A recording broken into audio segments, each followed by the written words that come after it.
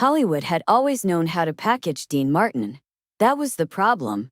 By the time the studio meeting was called, Dean Martin wasn't just a singer or an actor, he was a feeling. The relaxed grin, the half-lidded eyes, the effortless charm that made audiences believe nothing ever touched him. He was the man who made it look easy even when it wasn't, and the studio wanted to make sure it stayed that way. The meeting took place on a quiet afternoon, inside a polished office overlooking the backlit. Posters from Dean's recent successes lined the walls, him smiling, him holding a drink, him leaning casually against a piano.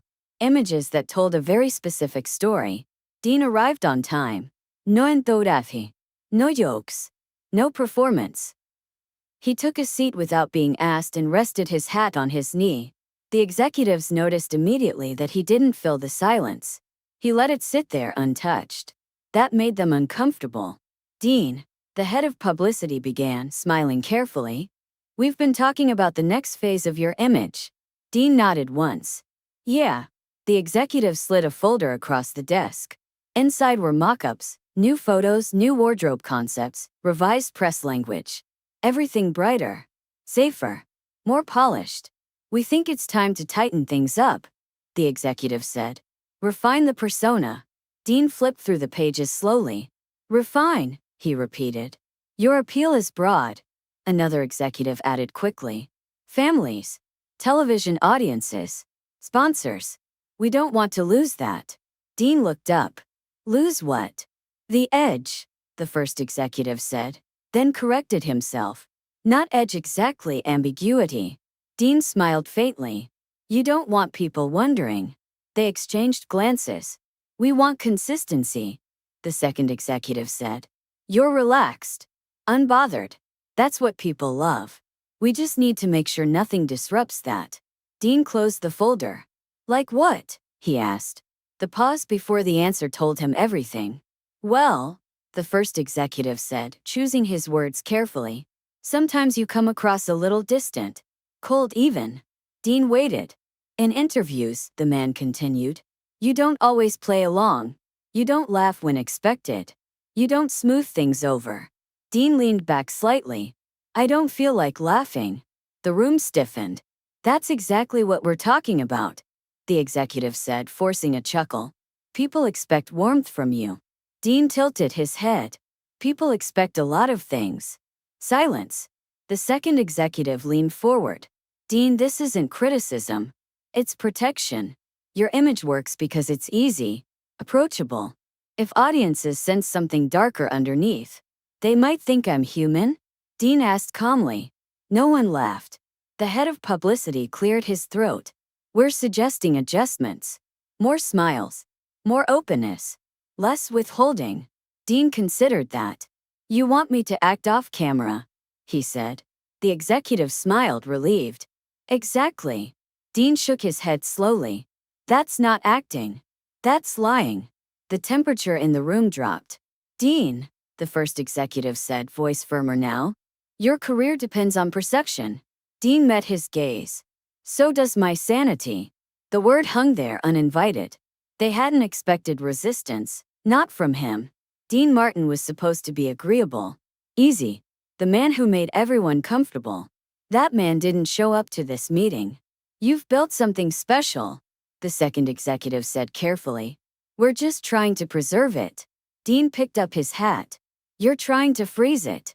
That's not fair, the first executive snapped. Dean stood. Neither is asking a man to smile on command. They all stood now, urgency creeping in. Sit down, the executive said. We're not finished.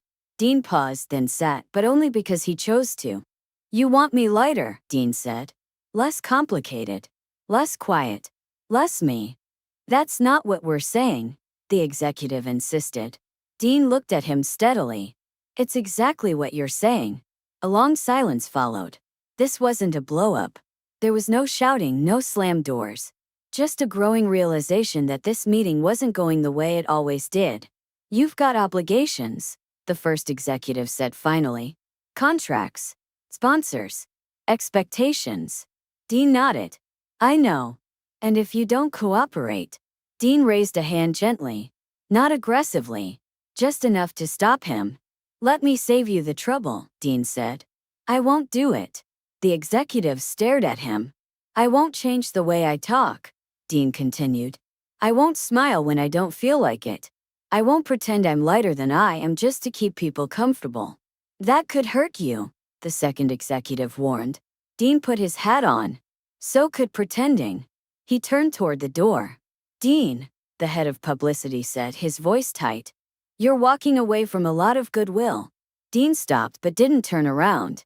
Goodwill that depends on me not being myself, he said. That's not goodwill. That's a lease. He opened the door and left. The hallway outside was quiet, the hum of the studio distant.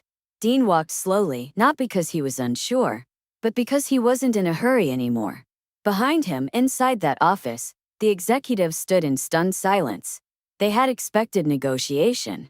They had expected charm. They had expected him to save the room. Dean Martin hadn't. And for the first time, Hollywood wasn't sure what to do with a man who refused to perform. Even when the cameras were off, the studio didn't react immediately. Never did. Hollywood preferred time. Time to let people doubt themselves. Time to let fear do the work.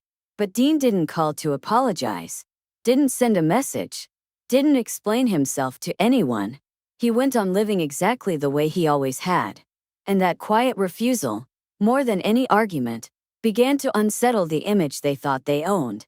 Because an image only works as long as the person inside it agrees to cooperate. And Dean Martin had just made it clear. He didn't. The studio waited for the call. They always did. A follow-up. A softening. A joke to smooth things over. Dean Martin had built a career on making rooms comfortable, and they assumed, quietly, confidently, that he would do it again once the weight of consequences settled in. But the phone didn't ring. Days passed. Then weeks. No apology. No clarification. No carefully worded statement blaming miscommunication. Dean Martin went on exactly as he always had, recording when he wanted to record, performing when he wanted to perform, skipping interviews that felt empty, giving short answers when he did show up. The absence of reaction became the reaction. Publicists noticed first. Requests that normally would have been handled gently were declined outright. Dean isn't available, replaced. Let's see what we can do. Producers adjusted schedules around his silences instead of the other way around. And something unexpected happened. Nothing collapsed. Ratings didn't drop. Audiences didn't turn away. Sponsors didn't flee. If anything, curiosity grew. People began to notice the difference between the man on screen and the myth they'd been sold. Dean's performances felt quieter now, heavier in places. The pauses lingered. The jokes landed differently. Not sharper, truer. Executives watched the numbers and grew uneasy. They had believed likability required constant reassurance. That warmth had to be performed, maintained, exaggerated. Dean was proving the opposite. He wasn't giving audiences less. He was giving them space. Behind closed doors, the studio reframed the narrative. They called his behavior evolution, maturity, creative confidence. The same executives who'd wanted to sand him down now spoke of respecting his instincts. No one mentioned the meeting. Dean didn't either. The moment arrived quietly, months later, during a televised special. A simple setup. A piano. Soft lighting. No banter scripted between segments. The kind of production that would have terrified the publicity department a year earlier. Dean walked on stage alone. He didn't rush. He didn't smile immediately. He adjusted the microphone, glanced at the audience, and let the silence breathe. Somewhere backstage, a producer held his breath. Dean spoke. "Good to see you," he said. That was all. The audience leaned forward. He sang. Not showy. Not playful. Controlled. Measured. There was something heavier underneath it now. Something unpolished and unmistakably real. When the song ended, the applause wasn't explosive. It was sustained. The kind that comes from recognition, not excitement. Afterward, an executive approached him, careful, almost deferential. "That worked," he said. Dean nodded. "I know." The executive hesitated. "You know, we worried people might miss the old version." Dean looked at him calmly. "They never lost it," he said. "They just didn't need it all the time." That was the truth the studio had been afraid of. Dean Martin didn't exist to keep the room light. He existed to be present. And presence, when it's honest, doesn't always smile. Word spread, not as scandal but as example. Younger performers took note. Not because Dean made speeches or drew lines publicly, but because he demonstrated something rarer: you could refuse without drama. You could hold your ground without raising your voice. You could let discomfort sit without fixing it. That kind of power didn't look like rebellion. It looked like peace. Years later, someone asked Dean why he never corrected people when they misunderstood him. He shrugged. They hear what they're ready to hear. That answer explained everything. The studio eventually stopped trying to rewrite him. Not because they suddenly understood him, but because they learned they couldn't. The image they thought they owned turned out to be something Dean had only ever lent them. And he took it back quietly. The meeting faded into memory. No fallout. No black glees. No dramatic reversal. Just a recalibration of expectations. Hollywood learned, slowly, reluctantly, that not every star exists to entertain off stage. Some exist to remind you that authenticity doesn't ask permission. Dean Martin was never cold. He was contained. And once he stopped pretending otherwise, the room had no choice but to adjust. That was the end of it. Not with applause. Not with confrontation. But with a man choosing not to perform when the performance wasn't real. And in doing so, proving that the strongest refusal is the one that doesn't need to be explained. And in doing so, proving that the strongest refusal is the one that doesn't need to be explained. What followed wasn't a victory lap. There were no speeches, no statements, no carefully timed interviews reframing the moment as a stand for art. Dean Martin didn't turn the refusal into a philosophy lesson. He simply lived inside it. Hollywood adjusted the way it always did, quietly, reluctantly, and without admitting why. Invitations still came, but they were worded differently now. Fewer demands. More options. Questions instead of instructions. Somewhere along the line, people realized that pushing Dean only made him disappear, and letting him be made him show up exactly as he was meant to. That realization unsettled the industry more than open rebellion ever could have. Because rebellion can be argued with, negotiated, defeated. Indifference cannot. Dean's later appearances carried a different weight. He didn't try to reassure the audience that everything was fine. He didn't lean into nostalgia or exaggerate warmth. He let moments stretch. Let silence sit. Let the audience decide how to feel instead of guiding them there. Some people found it uncomfortable. Others found it magnetic. And Hollywood noticed something it hadn't expected. The people who stayed were more loyal than the ones who needed to be constantly entertained. They weren't clapping because they were told to. They were listening because they wanted to. That changed how Dean was handled. He was no longer treated like a product that needed constant polishing. He became something more difficult to manage, and therefore more valuable. A presence instead of a package. A man instead of a mood.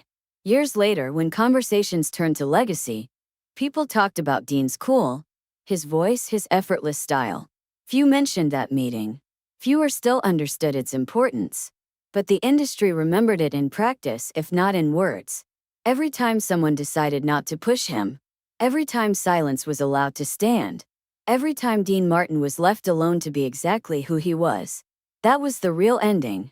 Not a confrontation resolved, but a boundary respected.